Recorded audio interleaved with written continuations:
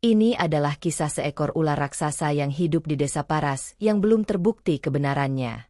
Apakah ular ini benar-benar ada atau hanya cerita mitos? Untuk membuktikan kebenarannya, mari kita simak cerita selengkapnya. Desa Paras, sebuah tempat yang dikenal karena keindahannya yang alami dan kehidupan masyarakatnya yang penuh harmoni. Namun, di balik keindahan tersebut, tersimpan sebuah aturan lama yang tak pernah dilanggar. Ketika matahari tepat di atas kepala, semua aktivitas di ladang harus berhenti. Warga percaya, aturan ini adalah kunci menjaga keselamatan dan kedamaian desa.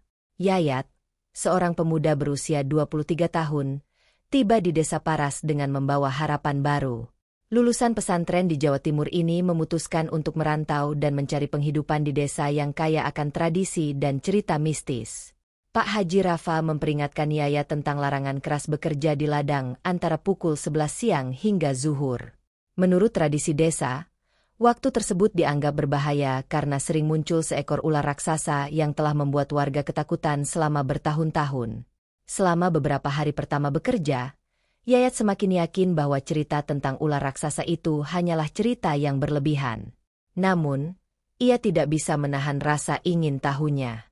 Ia merasa perlu membuktikan kepada diri sendiri dan warga desa bahwa tak ada yang perlu ditakutkan. Pada malam yang sunyi itu, Yayat memutuskan untuk melakukan sesuatu yang berani. Setelah menghabiskan waktu di warung kopi bersama beberapa petani senior yang bercerita tentang kejadian-kejadian masa lalu, ia akhirnya membuat keputusan besar. Keputusan yang bisa saja mengubah segalanya. Sesaat setelah matahari mulai terbit dan sinarnya memancar hangat di langit pagi, Yayat berjalan menuju ladang dengan langkah mantap. Ia tahu bahwa waktu yang ia tunggu-tunggu telah tiba. Sesampainya di ladang, ia melihat beberapa petani yang sudah mulai berkemas, menandakan bahwa waktu pulang sudah dekat. Jam sudah menunjukkan hampir pukul 10.30 pagi, dan beberapa dari mereka melirik ke arah Yayat dengan ekspresi yang tak bisa ia artikan. Beberapa bahkan menyarankan agar ia segera pulang. Namun, Yayat hanya tersenyum tipis, merasa yakin dengan pilihannya. Ia yakin, tidak ada yang perlu ditakuti. Mbah Yaman menatap Yayat dengan mata yang penuh perhatian. "Yayat, kamu tahu benar apa yang kamu lakukan tadi, kan?" tanya Mbah Yaman dengan nada lembut namun penuh makna. Yayat hanya mengangguk. Namun ia tahu bahwa Mbah Yaman ingin mendalami lebih jauh niatnya. "Aku hanya ingin membuktikan bahwa cerita-cerita tentang ular itu hanyalah mitos. Aku rasa kita tidak bisa terus hidup dalam ketakutan," jawab Yayat dengan tegas, meskipun ada sedikit keraguan yang muncul di benaknya. Mbah Yaman menghela nafas panjang dan kemudian menatap langit sejenak, seolah merenungkan kata-kata yang akan diucapkan. "Kamu memang masih muda, dan mungkin kamu merasa bahwa apa yang orang-orang percaya itu tidak masuk akal. Tapi ingat, Nak, ada banyak hal yang tidak bisa kita lihat dengan mata kepala sendiri. Banyak yang tidak kita pahami," ujar Mbah Yaman pelan. Meskipun ada rasa khawatir yang samar dalam kata-kata Mbah Yaman, Yayat tetap merasa yakin bahwa ia berada di jalan yang benar. Pak Haji Rafa memandang Yayat dengan tatapan penuh perhatian, seakan memahami kegelisahan yang ada dalam hati pemuda itu. "Yayat, aku tahu niatmu baik. Tapi kamu harus mengerti kenapa aturan ini ada. Ini bukan hanya soal ular besar.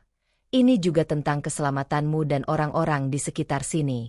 Banyak yang percaya bahwa ada sesuatu yang lebih dari sekadar ular yang muncul pada jam-jam itu. Itu bukan hal yang bisa dianggap sepele," ujar Pak Haji Rafa, sambil menyandarkan tubuhnya ke kursi. Yayat mendengarkan dengan seksama, mencoba mencerna setiap kata yang keluar dari mulut Pak Haji. "Tapi, Pak Haji, bukankah itu hanya cerita?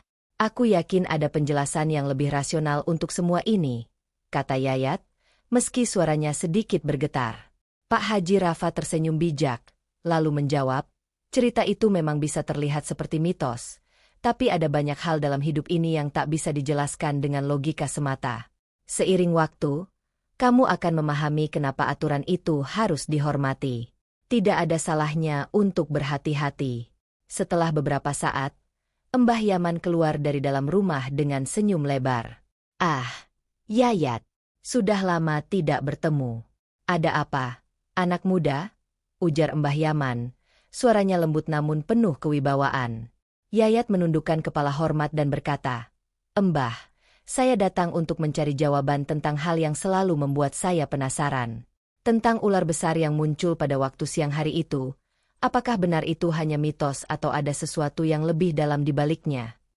Embah Yaman mengangguk perlahan, seperti sudah menduga pertanyaan ini akan datang. Itu bukan sekadar mitos. Yayat, ada alasan kenapa nenek moyang kita membuat aturan seperti itu. Ular besar itu bukan sekadar binatang. Itu simbol dari banyak hal yang lebih besar dalam kehidupan. Kepercayaan kita mengajarkan bahwa ada waktu tertentu di mana dunia dan alam semesta berada dalam keseimbangan yang rapuh. Dan pada waktu itu, kita harus menghormati alam untuk menjaga kedamaian dan keselamatan. Begitu sampai di rumah Kiai Rofi, Yayat langsung disambut dengan hangat. "Assalamualaikum, Kiai," sapa Yayat dengan hormat. Kiai Rofi tersenyum dan mempersilakan Yayat untuk masuk.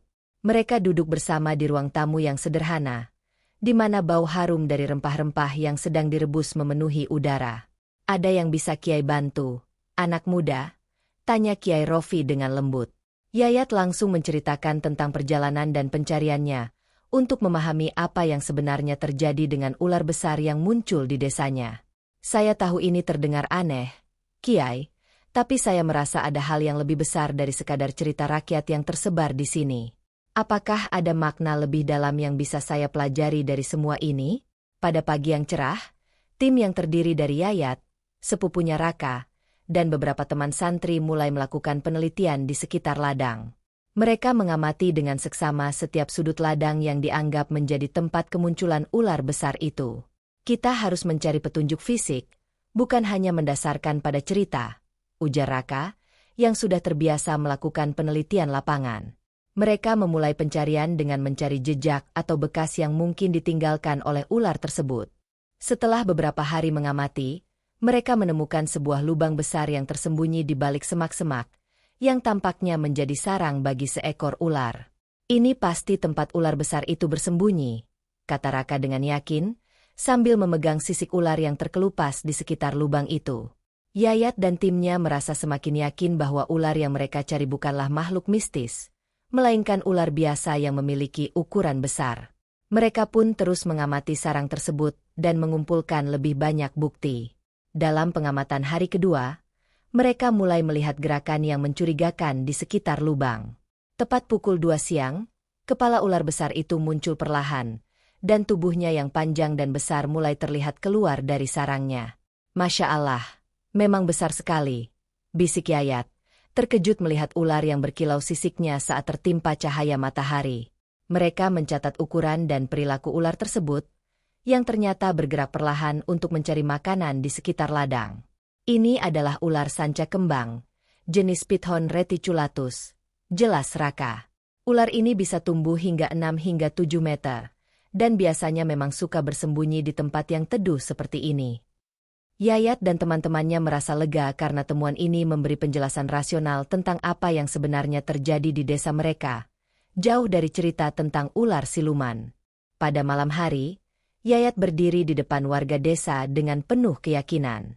Di sampingnya, ada Raka dan beberapa teman pesantren yang turut hadir. "Warga sekalian," kata Yayat dengan suara yang mantap. "Setelah melakukan penyelidikan bersama teman-teman, kami menemukan bahwa ular besar yang selama ini ditakuti ternyata bukanlah makhluk gaib, melainkan ular jenis Python reticulatus yang memang biasa hidup di sekitar ladang dan semak-semak. Ular ini memang besar, tapi tidak berbahaya jika kita menjaga jarak dan tidak mengganggu habitatnya." Yayat menjelaskan penemuan mereka secara rinci, menunjukkan bukti foto dan jejak ular yang mereka temukan di ladang. Dengan penjelasan ini, kami berharap tidak ada lagi rasa takut berlebihan. Mari kita jaga lingkungan sekitar agar tidak mengganggu habitat ular ini, dan jika diperlukan, kita bisa bekerja sama untuk mengamankan area yang rawan bagi warga, tambahnya. Beberapa warga terlihat terkejut, namun banyak juga yang merasa lega mendengar penjelasan tersebut. "Oh, jadi selama ini kita hanya panik karena tidak tahu," ujar Pak Haji Rafa, salah seorang warga senior yang selama ini percaya pada cerita-cerita mistis. "Ternyata, Kita bisa hidup berdampingan dengan ular tersebut asalkan kita menjaga jarak. Warga desa mulai menerima penjelasan tersebut dan berjanji untuk lebih berhati-hati. Mereka tidak lagi merasa cemas berlebihan, karena kini mereka tahu ular besar itu bukan ancaman jika diperlakukan dengan benar. Yayat merasa bangga karena bisa membawa perubahan dalam cara berpikir masyarakat desa, dan berharap ini menjadi langkah awal untuk kehidupan yang lebih damai dan seimbang dengan alam.